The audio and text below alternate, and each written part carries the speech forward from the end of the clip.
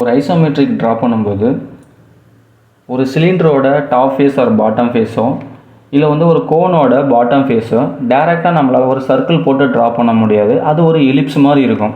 இப்போ இந்த மாதிரி சர்க்கிள் இருக்குது அப்படின்னா அந்த சர்க்கிள் 2Dலேருந்து 3D கன்வெர்ட் பண்ணி எலிப்ஸ் மாதிரி இருக்கும் இல்லையா, அது எப்படி ட்ரா பண்ணுறதுன்னு பார்க்கலாம்.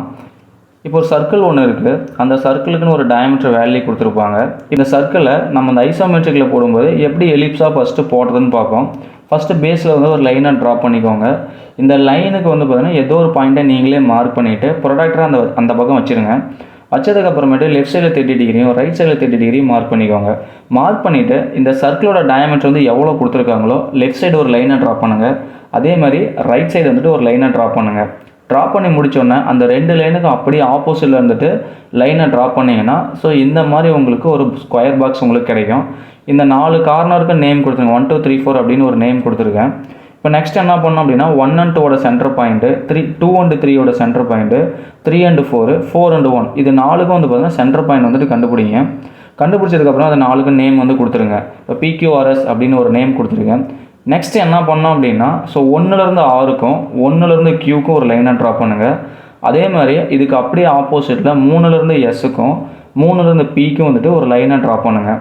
இப்போ Rம் Sம் வந்து பார்த்திங்கன்னா ஒரு பாயிண்ட் வந்து கட் ஆகும். அந்த பாயிண்ட்டுக்கு நேம் வந்து ஏன்னு கொடுத்துருக்கேன். அதே மாதிரி P and Q வந்து பார்த்தீங்கன்னா கட் பண்ணுற பாயிண்ட் வந்து பார்த்திங்கன்னா B அப்படின்னு ஒரு நேம் கொடுத்துருக்கேன். இப்போ நீங்கள் காம்பஸ் எடுத்துக்கிட்டு A and Sஐ வந்து ரேடிஸாக எடுத்துக்கோங்க.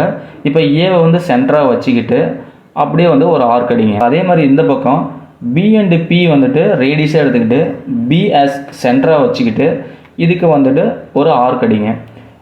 இப்போ அதே மாதிரி 3ம் Sம் வந்து பார்த்தீங்கன்னா ரேடிஸாக எடுத்துக்கிட்டு 3 சென்டராக வச்சுட்டு ஒரு ஆர்க் அடிங்க.